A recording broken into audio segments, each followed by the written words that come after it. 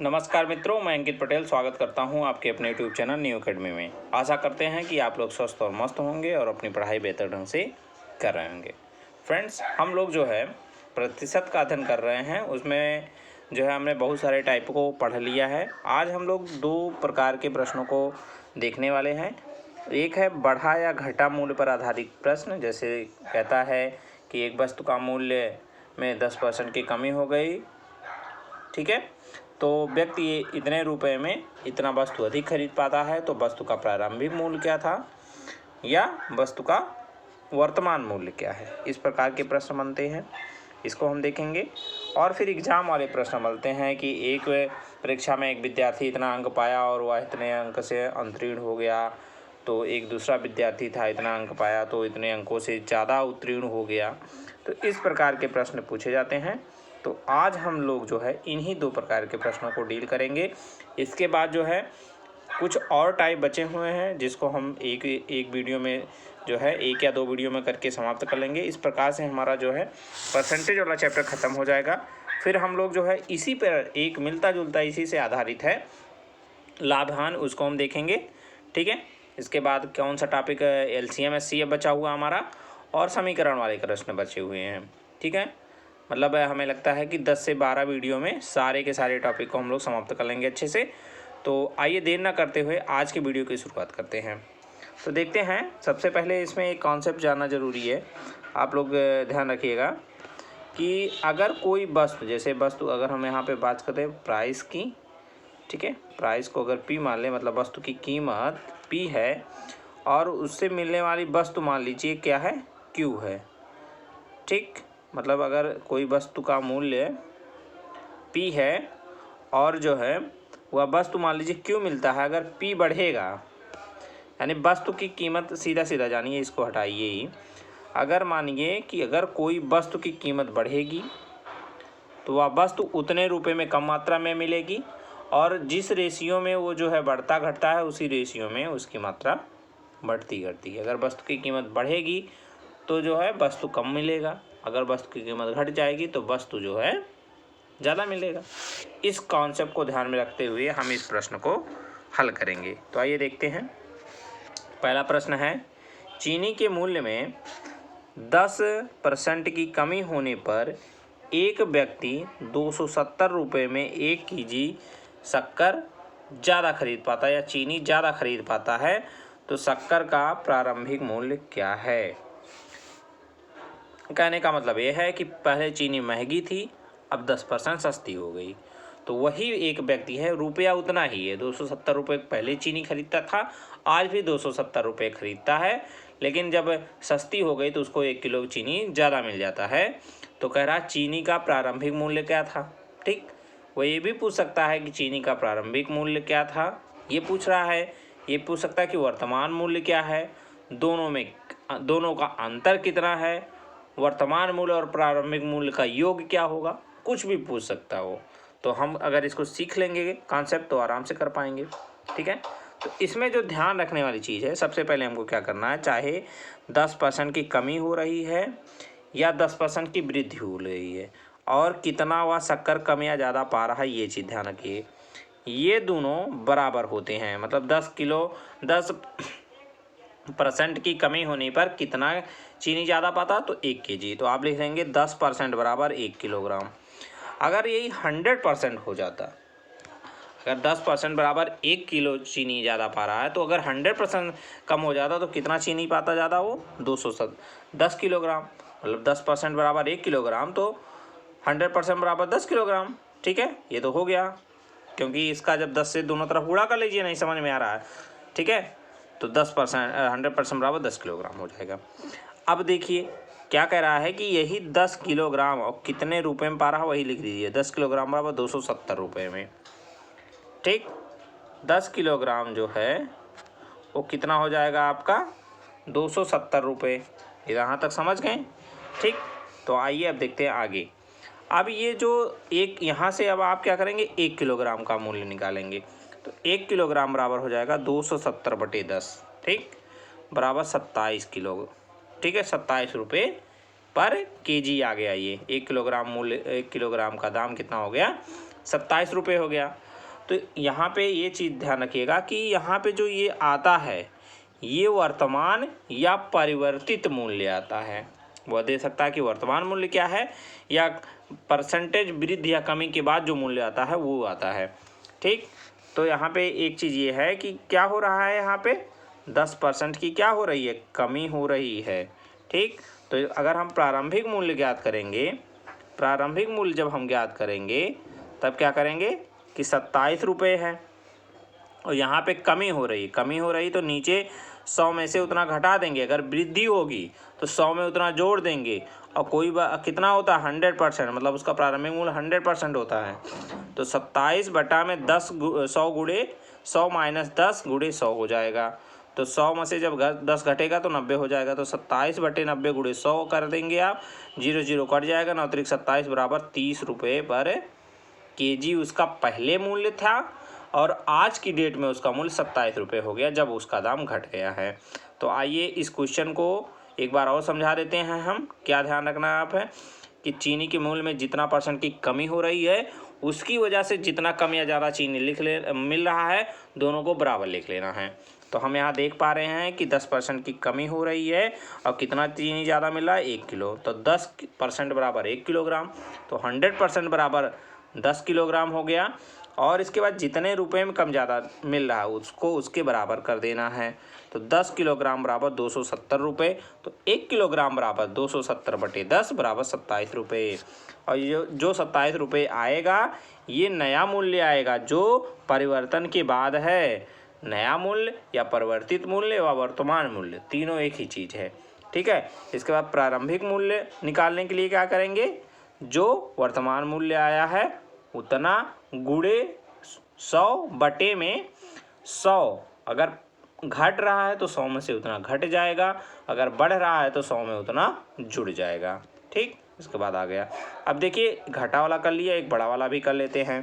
कह रहा है कि चावल के मूल्य में 25% की वृद्धि होने पर 400 रुपये में 4 किलोग्राम चावल कम पाता है, तो प्रारंभिक व वर्तमान मूल्य का अंतर ज्ञात करो। ये क्वेश्चन है।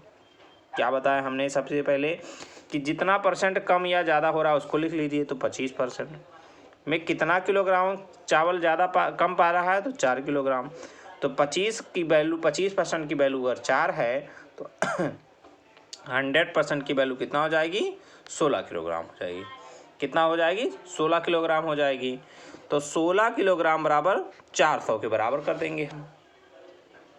ठीक है, तो 1 किलोग्राम बराबर कितना आ जाएगा, 400 बटे 16 बराबर 25। ये कौन सा मूल्य आता है, वर्तमान या नया मूल्य आता है। तो प्रारंभिक मूल्य के लिए क्या करते हैं हम, जो वर्तमान वाला आया है गुणे 100 बटे में 100 प्लस माइनस उतना कर देते हैं। अगर घट रहा है तो घटा देते हैं, बढ़ रहा है तो बढ़ा देते हैं। तो यहाँ 25% बढ़ा है तो 25 बटे 125 गुणे 100 कर दिए। तो प्रारंभिक मूल्य कितना आ जाएगा, 25 एकन्नम 25 और 25 पंचे 100 कर देंगे आप इसको। ठीक है, 25 यहाँ से काटा गया है, 25 चौका 100, 25 पंजे 100, 25 पचौं 25, कैसे भी काट सकते हैं उतना ही आएगा। तो यहाँ पे 20 आ गया। तो 20 रुपये पहले था, आज की डेट में 25 रुपये होगा। दोनों का अंतर कितना आ जाएगा, 5 रुपये आ जाएगा। बस कितना आसान है, देख रहे हैं, इसको हम आराम से सॉल्व कर सकते हैं। ठीक, तो आई होप आप लोगों को ये वाला कॉन्सेप्ट समझ में आ गया होगा। तो आइए हम आगे बढ़ते हैं और जो अलग दूसरे टाइप का प्रश्न है उसको डील करते हैं। एग्जाम वाले प्रश्न है, एग्जाम वाले प्रश्न में क्या ध्यान रखना है वो भी हम आपको बताएंगे। ठीक है, तो इसको चलिए एग्जाम्पल से शुरू करते हैं। प्रश्न है कि किसी परीक्षा में एक विद्यार्थी 20% अंक प्राप्त करता है तथा 5 अंकों से क्या हो जाता है, अंतरीण हो जाता है। 20% नंबर पाया लेकिन 5 नंबर से फेल हो गया। एक अन्य विद्यार्थी कितना % पाया, 30% पाया और वह आवश्यक न्यूनतम अंकों से 20 अंक अधिक पा गया। कितना पा गया, 20 अंक अधिक पा गया। तो उत्तीर्ण होने के लिए कम से कम कितना % अंक चाहिए। ठीक, यहाँ पे ये पूछ सकता है कि कितना % अंक चाहिए या कितना अंक चाहिए, उसका पूर्णांक क्या है। ठीक, ये पूछ सकता है। या फेल होने वाला विद्यार्थी कितना अंक पाया, पास होने वाला विद्यार्थी कितना अंक पाया। कोई दिक्कत नहीं, कुछ भी पूछे, हमारा कॉन्सेप्ट सेम है। सबसे पहले हम क्या करेंगे, इसमें एक बना लेंगे कि पासिंग मार्क कितना है, एक लिख लेंगे पासिंग मार्क, पीएम मतलब यहाँ पे क्या है, पासिंग मार्क है। अब ये इस प्रश्न में कह रहा है कि दो विद्यार्थी थे, दोनों ने परीक्षा दी, एक विद्यार्थी 20% अंक पाया और 5 अंक से फेल हो गया, यही ना, अनग्रेड का मतलब फेल हो गया। एक विद्यार्थी 30% अंक पाया और वो कितना 20 अंक अधिक पा गया जितना उसको पासिंग मार्क्स चाहिए, ठीक है। तो ये था। अब कह रहा है कि उत्तीर्ण होने के लिए कितना % अंक चाहिए, ये प्रश्न आपका पूछा हुआ है। तो हमने क्या किया कि सबसे पहले पासिंग मार्क को यहाँ लिख लिया, ठीक। ये भाई साहब है विद्यार्थी जो है, ये विद्यार्थी ए हैं, ये विद्यार्थी कौन है, बी हैं। ए कितना पाया था 20%, ठीक, और बी कितना पाया 30%, इतना तो प्रश्न में दिया है। और ये भाई साहब 5 अंक पीछे हैं पासिंग मार्क्स से, 20% वाले क्या हैं, 5 अंक पीछे हैं, 5 अंक पाते तो पास हो जाते हैं।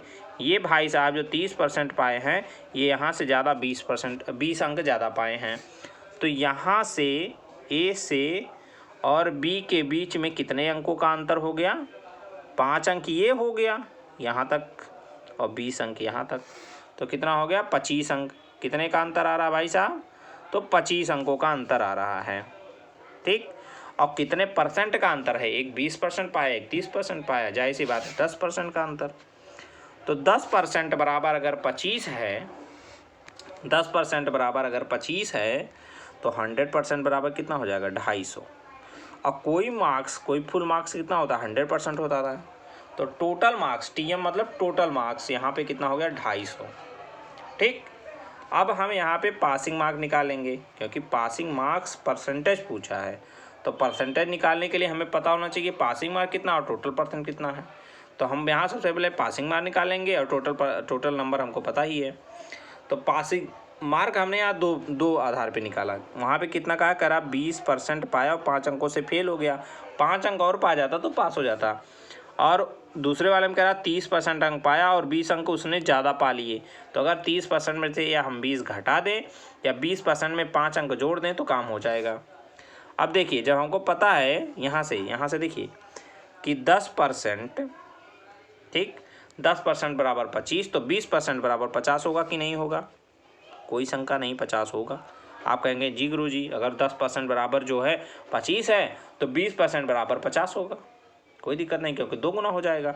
अब 50 में 5 जोड़ेंगे तब भी 55 आ गया, 55 आ गया ना।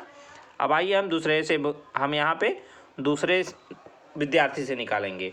कोई ज़रूरी नहीं है आप दोनों विद्यार्थी से निकालिए, हम आपको ये दिखाने की कोशिश कर रहे हैं कि आप किसी भी विद्यार्थी का निकालिए, पासिंग मार्क्स उतना ही आएगा। तो यहाँ पे आइए आप एक से केवल निकालिएगा।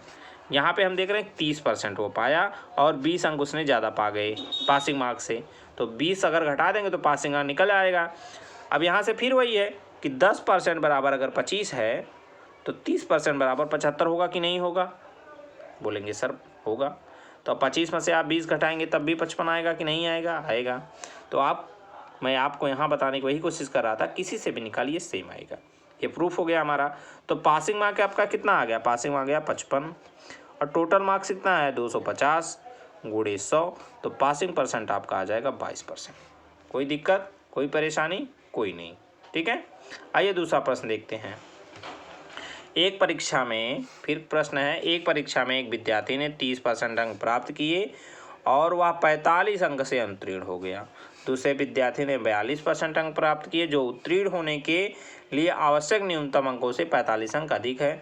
तो पूर्णांक व उत्तीर्ण होने के लिए अंक ज्ञात करो। यहाँ पे देखिए 2 चीज़ पूछ लिया है, पूर्णांक पूछा है वो भी निकालेंगे हम, उत्तीर्ण होने के लिए अंक पूछे वो भी हम बता देंगे, और उत्तीर्ण होने का % पूछे तो वो भी हम बता देंगे, कोई दिक्कत नहीं है। सेम प्रश्न है, 2 विद्यार्थी थे, एक भैया पाए 30%, एक पाए 42%, ठीक।